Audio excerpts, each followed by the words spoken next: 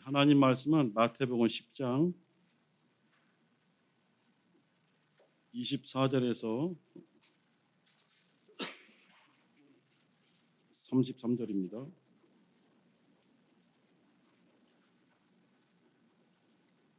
마태복음 10장 24절로 33절 다 같이 시작. 그 상전보다 높지 못하나니 제자가 그 선생 같고 종이 그 상전 같으면 족하도다. 집주인을 바알세불이라 하였거든 하물며 그 집 사람들이랴. 그런즉 저희를 두려워하지 말라. 감추인 것이 드러나지 않을 것이 없고 숨은 것이 알려지지 않을 것이 없느니라. 내가 너희에게 어두운 데서 이르는 것을 광명한 데서 말하며 너희가 귀 속으로 듣는 것을 집 위에서 전파하라. 몸은 죽여도 영혼은 능히 죽이지 못하는 자들을 두려워하지 말고 오직 몸과 영혼을 능히 지옥에 멸하시는 자를 두려워하라. 삼세 두 마리가 한 아사리온에 팔리는 것이 아니냐. 그러나 너희 아버지께서 허락지 아니하시면 그 하나라도 땅에 떨어지지 아니하리라. 너희에게는 머리털까지 다 세신 바 되었나니 두려워하지 말라. 너희는 많은 참새보다 귀하니라. 누구든지 사람 앞에서 나를 시인하면 나도 하늘에 계신 내 아버지 앞에서 저를 시인할 것이요 누구든지 사람 앞에서 나를 부인하면 나도 하늘에 계신 내 아버지 앞에서 저를 부인하리라. 아멘. 하나님이 보호하심이라는 제목으로 함께 말씀을 나누겠습니다. 지금 제가 약간 목 상태 및 몸 상태가 좀 좋지 않아서 지금 소리를 잘 내지 못해서 좀 양해 부탁드립니다. 이 말씀은 마태복음 10장 1절부터 보아야 되는데요. 주님이 이제 공생애를 시작하시면서 주님의 일은 혼자 하셔도 충분히 하실 수 있는 주님의 일이죠.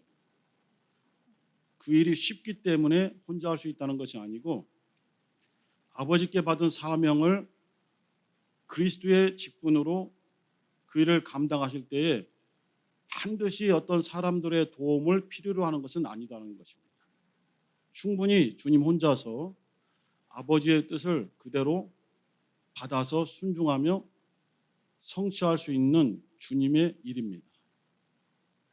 그런데 주님께서는 우리가 잘 알고 있는 것처럼 제자들을 부르셨고 제자들에게 자기가 아버지께로부터 받은 말씀을 계속 가르쳐 주셨어요. 백성들에게도 선포하셨지만은 따로 백성들이 없는 시간에는 12 제자들을 좀 가까이 두시고 더 깊이 가르쳐 주신 장면들이 나옵니다. 왜 주님께서 3년 동안 공생을 가지시면서 굳이 자기를 배반할 사람도 있고 또 자기를 모른다고 할 사람이 있는 것을 아실 텐데 그들을 왜 동역자로 삼으시고 끝까지 사랑하신다라는 말씀을 하시고 그들을 돌보시는가 하는 것은 이후에 주님이 죽으시고 부활하시고 승천하신 다음에 왜 그들이 필요한가가 이제 사도행전부터 나오는 거죠. 그리고 오늘날까지 이어지는 것이죠. 12명의 제자들을 다 부르셨어요. 이 마태복음 10장과 마가복음 3장에 제자들을 부르시는 그 장면이 겹쳐 나오는데 특별히 마가복음 3장에서는 주님이 제자들을 부르시는 그 기준이 자기가 원하는 자들을 부르셨다라고 했습니다. 사실 제자들의 어떤 선택된 선발된 기준은 객관적이지 않습니다. 어떤 특별하게 명문화된 기준이 있는 것도 아니에요. 그냥 주님이 원하셔서 부르셨다는 거예요. 항의할 수도 있죠. 그러나 항의하지 못하는 것은 주님의 일에 쓰시려고 부르셨을 때에 내가 원하는 자 부르셨다니까 할 말이 없는 거죠. 포도원 품꾼의 비유도 있잖아요. 어떤 사람은 아침 6시부터 어떤 사람은 9시부터 어떤 사람은 12시부터 어떤 사람은 오후 3시 어떤 사람은 마감 시간이 오후 6시인데 5시 1시간 동안만 일을 시켜놓고 품삯을 똑같이 주니까 당연히 먼저 와서 많은 시간을 노동하며 땀 흘린 사람이 불평을 갖죠. 그러나 그가 계약을 어긴 것은 아니잖아요. 오늘 하루 종일 일하면은 한 데나리온 주겠다. 그게 약속이기 때문에 약속을 깬 것은 아닌데, 한 시간만 일한 사람들도 하루 종일 일한 사람과 똑같은 한 데나리온을 주신 거예요. 내 것 가지고 내가 원하는 대로 하는데 네가 왜 불만이냐? 네가 왜 불평하느냐? 너에게 약속한 것은 그대로 지불했지 않았느냐? 이것이 주님의 마음이에요. 그래서 이 교회라는 기관이 세상의 조직과 세상의 기준으로 세워진 그러한 단체가 아니잖아요. 정말 주님이 피로 값주고 사셨잖아요. 사도행전 20장 28절에 자기의 피값으로 사신 것이 바로 교회다라고 나옵니다. 이 교회는 체계적으로 조직화되고 어떤 기관을 만들고 이렇게 해서 세워진 것이 아닌데, 오늘의 현실은 우리 교회도 마찬가지지만은 많은 교회들이 너무 세상적인 기준과 조직을 갖추어 나가고 있다는 것이죠.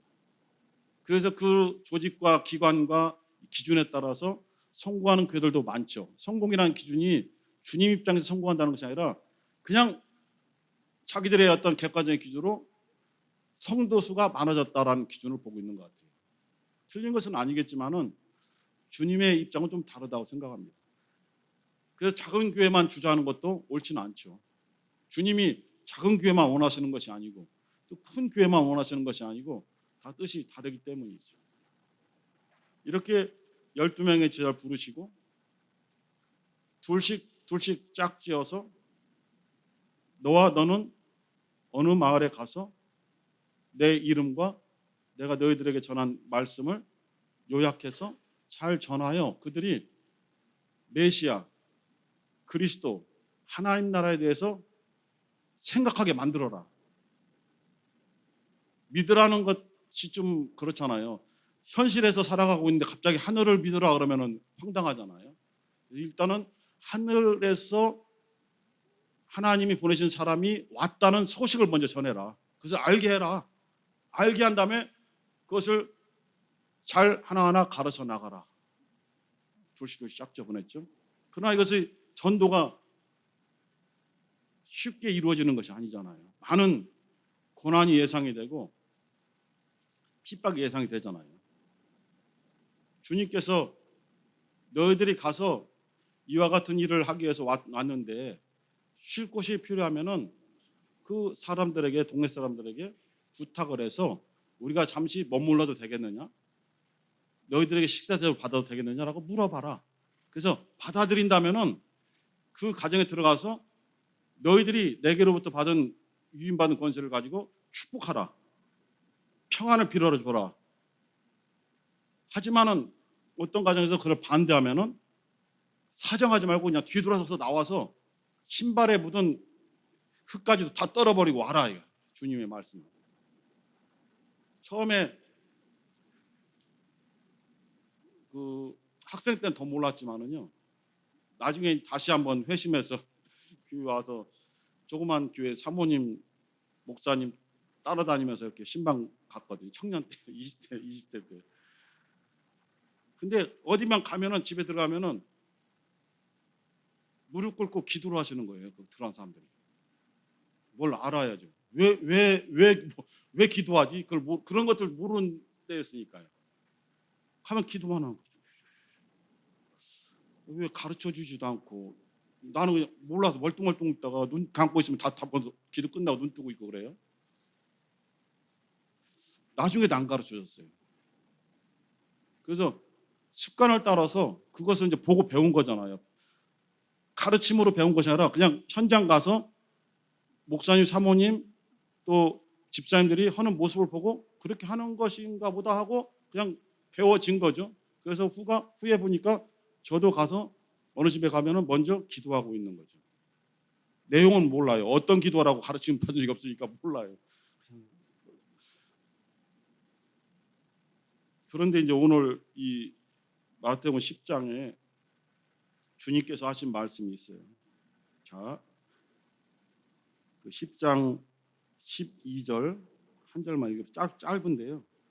마태복음 10장 12절 시작. 또 그 집에 들어가면서 평안하기를 빌라. 들어가면은 평안이 있기를 빌어줘라. 그냥 소리칠 수도 있죠. 평안이 있을지어다 되지만은 가서 기도하는 거죠. 하나님 아버지, 오늘 이 가정에 저를 보내셔서 감사합니다. 이 가정에 주님의 평안이 머물게 하소서. 짧게도 되고, 또는 오늘 이곳에서 성도와 대화할 때에 주님께서 함께 하셔서 주님의 말씀으로 서로 위로받게 하소서. 이런 기도죠. 이런 기도입니다. 근데 실제 배운 적이 없어요. 그냥 모습 보고 가서 기도한 것뿐이죠. 그런데 후에 주님이 이 말씀하신 것을 나중에 아주 알게 된 거죠. 아, 주님께서 이렇게 명하신 것이로구나. 기독교인은 어느 가정에 가든지 그 가정이 주님의 평안을 소유하도록, 주님의 행복을 소유하도록 빌어줘야 된다. 다시 말로 기도해줘야 된다. 이거 주님의 명령이라는 것을 나중에 알았어요. 후에. 이게 얼마나 중요한 걸 알아요. 그래서 어떤 때는 상황이 여의치할 때는 속으로라도 성도님이 문을 열면 들어가면서 속으로 주여 이 가정에 평안을 주소서. 간단하게 평안이 있을지어다 하고 들어가거든요. 그리고 앉아서 기도하고. 하지만 모든 가정이 주님이 보내신 자를 영접하는 것이 아니거든요. 핍박받고 힘들게 하는 가정이 많아요. 어느 목사 초기 때에 5, 6년 전에 한참 그 대신방이 있을 때예요. 다른 교도 마찬가지지만은 지금은 없어졌지만은 대신방 제도가 활성화되고 그것으로 사실은 대신방 제도와 구역 예배가 그 당시의 교회를 결속시키고 부흥시키는 하나의 어떤 제도 중에 하나예요.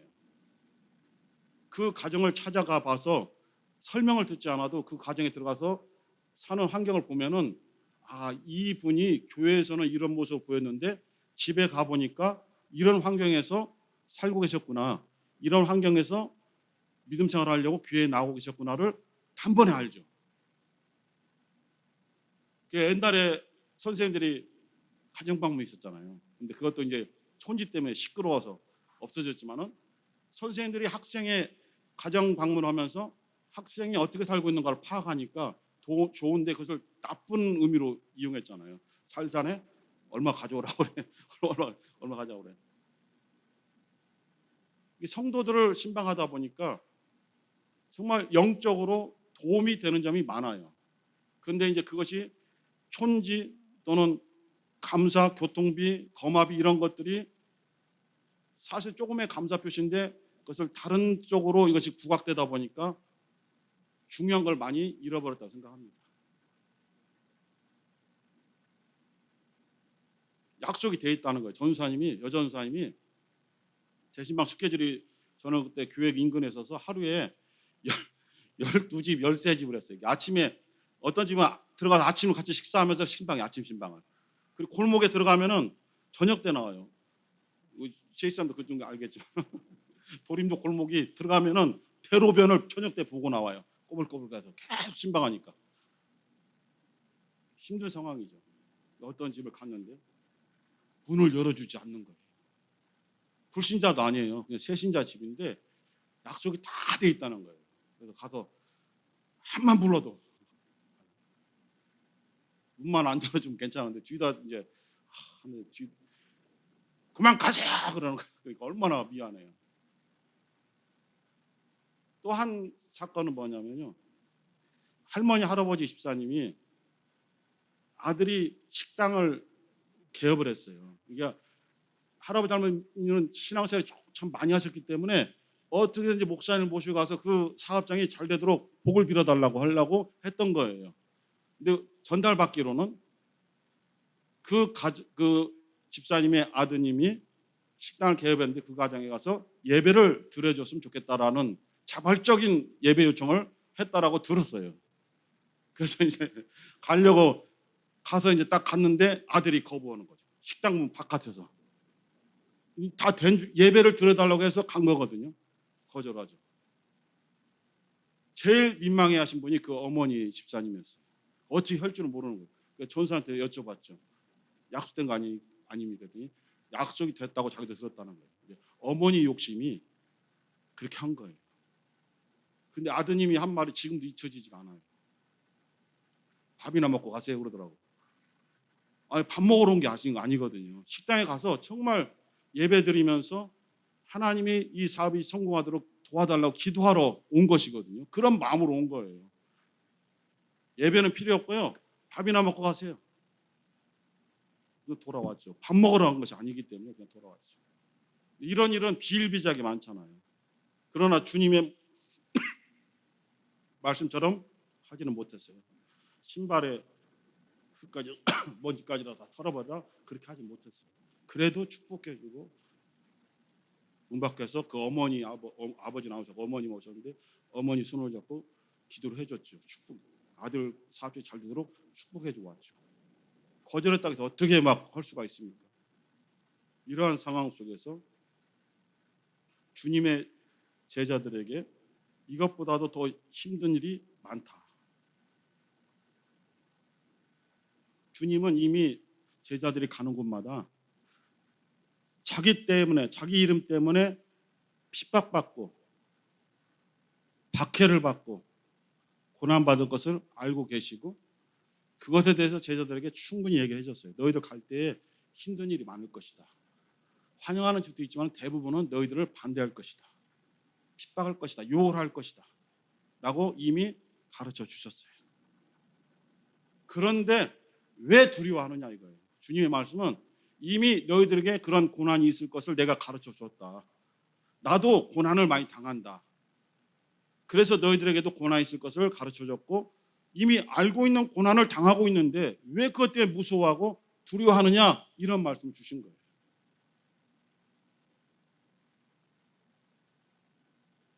사실은 우리가 이렇게 나가면은 이런 어려움이 있을 것이라는 얘기를 이미 들었기 때문에 두렵죠. 그래서 조심조심 나가잖아요. 그래서 그 일이 딱 생기면 도망가죠. 무서워하고 어찌할 바를 모르죠. 우리 사도행전 5장 40절 한번 보겠습니다. 사도행전 5장 40절에서 42절 말씀을 함께 읽겠습니다. 사도행전 5장 40절로 42절 시작. 저희가 옳게 여겨 사도들을 불러들여 채찍질하며 예수 이름으로 말하는 것을 금하고 놓으니 사도들은 그 이름을 위하여 능욕받는 일에 합당한 자로 여기심을 기뻐하면서 공회 앞을 떠나니라. 저희가 날마다 성전에 있든지 집에 있든지 예수는 그리스도라 가르치기와 전도하기를 쉬지 아니하더라. 채찍으로 때렸어요. 예수의 제자들을 채찍으로 막 때렸어요.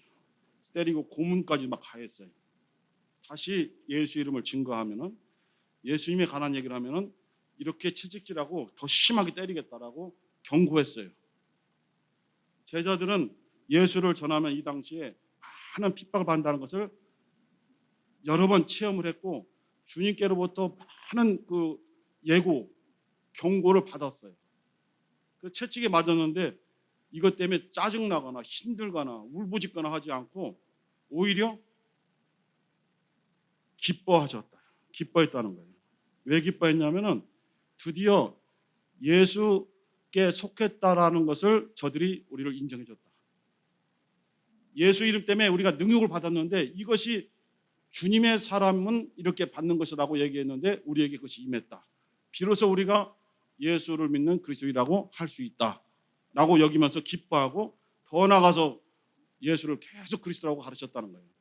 걸리면은 또 맞는데 맞는 것을 알지만은 또 한다는 거예요. 왜? 몸으로는 아프지만은 두렵지 않다는 거예요. 주님이 이미 그러한 일이 있을 것을 가르쳐 주셨고 그러나 이렇게 어려움이 있기 때문에 너희들 이런 일 하면 안 돼. 이렇게 피해야 되고 이럴 때 이렇게 피해야 되고 이럴 때는 약간 작전상 후퇴하고 그렇게 하지 않았다는 거예요. 고난을 받기는 받을 텐데 고난 때문에 두려워하지 말고 계속 직진하라 이렇게 말씀하신 거예요. 모세의 뒤를 이어서 이스라엘 백성들을 이끈 사람이 누굽니까? 여호수아죠. 여호수아는 군대 장관으로 알려져 있죠. 모세의 오른팔로서 정말 군대를 실질적으로 이끈 모세와 아론과 훌이 기도할 때 실질적으로 군대를 이끈 지휘자가 여호수아 아닙니까? 그러나 그러한 군대 장관에 앞서서 여호수아라는 존재는 더 미미한 존재잖아요. 모세의 시종이거든요. 모세의 일거수일투족을 조금이라도 불편하지 않게 도와주는 자. 요즘식으로 하면은 물 좀 떠와라. 네. 뭐 가져와라. 네. 뭐 가져와라. 네. 그렇게 자기는 힘들고 밥 먹을 시간이 없고 쉴 시간이 없어도 자기의 주인이 되는 모세가 부른다면 편하게 조금이라도 움직이는 자가 여호수아잖아요. 그가 언제 통치권을 쓴 적이 있습니까? 언제 지배해 본 적이 있습니까? 다 이스라엘 백성들이 여호수아의 말을 듣습니까? 전혀 안 듣는 상태에서 갑자기 바뀌었다 이겁니다. 얼마나 두렵습니까? 그때 하나님이 주신 말씀이 뭡니까? 너는 마음을 강하게 하고 담대히 하라. 두려워하지 말라 이거거든요. 내가 모세와 함께 있었던 것처럼 너와도 함께 하리라. 하나님이 함께 하리라. 그것은 고난이 없다는 말이 아니거든요. 우리가 오해하는 것이 하나님이 우리 가정에는 함께 하시지 않는가 봐. 하나님이 우리 사업장에는 함께 하지 않는가 봐.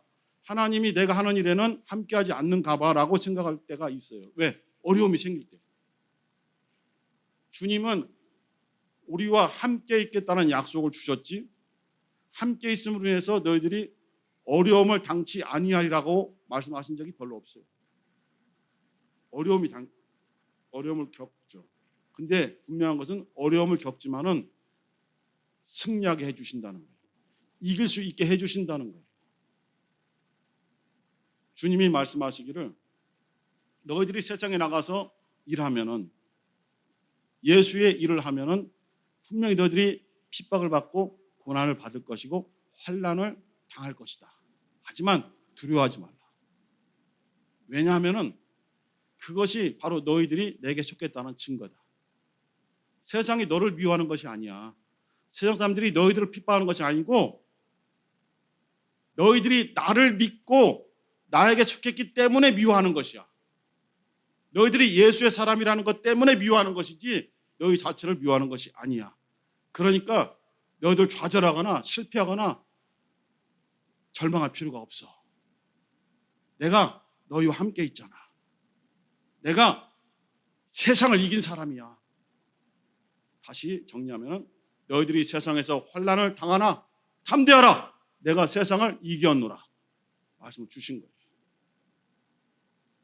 그래서 이런 어떤 주님의 말씀이 글로 된 것들을 이성적으로는 받아들였는데 실질적인 믿음으로 막 이것이 작동이 되기에는 저도 좀 부족하다고 생각해요. 순간순간 망각해버리니까. 힘들어. 지쳐. 왜 이렇게 욕을 하는 거야? 대표를 뽑아내놓고 왜 욕만 하는 거야? 얼마 사이에 욕을 엄청 먹었나, 얼마나 먹었나 몰라요. 뽑아놓고. 주님의 일에 대표로 쓴 게 맞은가? 할 정도로. 그러나 주님이 함께 하신다겠지 너 대표길 편하게 해준다고 하신 적이 약속하신 적이 없어요.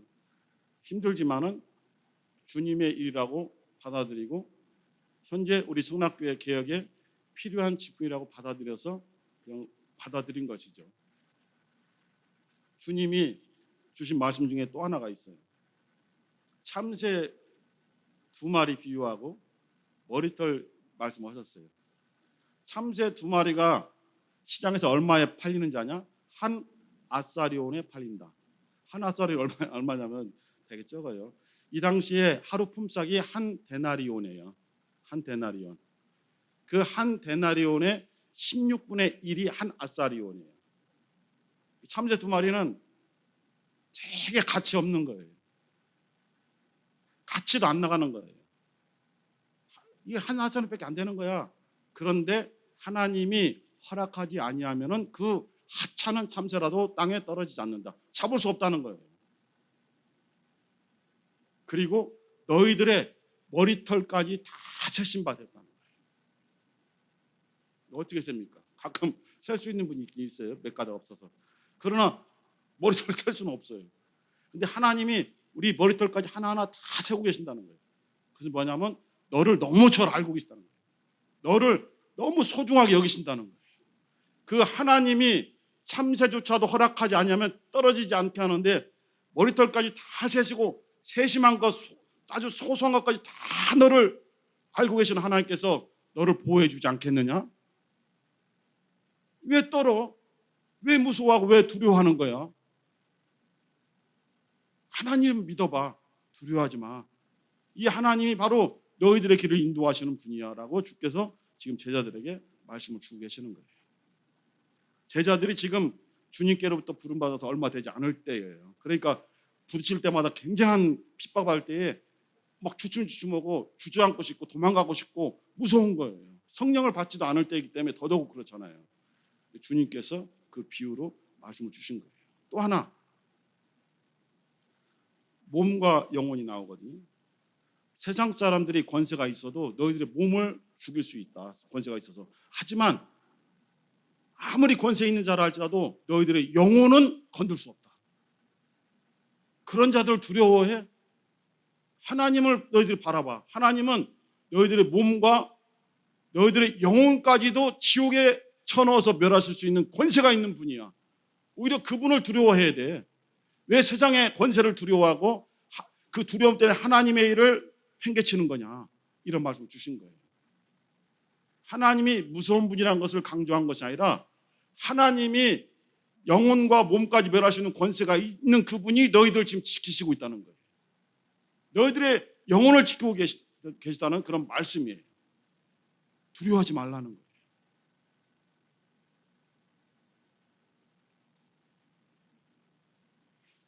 저는 무지하게 소심해서 소심하기도 하지만 겁이 엄청 많거든요. 초등학교 때, 국민학교라 했는데 얼마나 눈이 큰지 애들이 왕눈깔이라고 자꾸 별명을 주려고. 왕눈깔. 막 그 얘기만 들으면 화가 막 나는 거예요. 옆에는 또 소눈깔이라고 그래. 그게 그거지. 소눈깔, 왕눈깔. 그때는 그 말이 얼마나 싫은지 몰랐어요. 그래서 옆에 있는 돌 가지고 잠깐 머리를 내리친 적이 있어요. 어머니 많이 배상을 해주셨죠. 소심해요. 근데 그때 대학에 들어갔는데 계속 데모하는 거예요. 막 선동질하면서 다 나오라는 거예요. 수업을 거부하고 나오라는 거예요. 저하고 여학생 2명하고 3명만 강의실에 남아서 교수님하고 계속 듣는 거예요. 근데 갑자기 지문이 그냥 발로 누가 팍 차면서 의자를 집어던지면서 안 나와! 하면 이 XX들아 이들이 민주학생이야! 그러더라고. 내가 민주주의가 뭔지 어찌 알아 어렸을 때. 교수님이 놀래갖고 도망 나갔어요. 때린다고 하니까. 가슴이 놀래갖고 가방 들고 얼마나 도망갔나 몰라요. 의자를 막 집어던져요. 복학생들이 많이 그랬거든요. 그렇게 무서운 사람이에요. 그게 갑자기 왜 생각났나 몰라. 아까 기도한 지 약간 생각이 나갖고 그렇게 옹졸할 때도 있었다. 그런데 그렇게 소심하고 겁이 많은, 지금도 겁이 너무 많아요. 많은데 주님의 일에는 그 세상적인 용기로 되지 않고 그냥 주님이 지금 지켜준다는 그 하나로만 그냥 버티는 거예요. 우리 김홍희 사님이나 몇 분들은 아실 거예요. 제가 20년 전에 있을 때에 옆집에서 얼마나 힘들겠는지.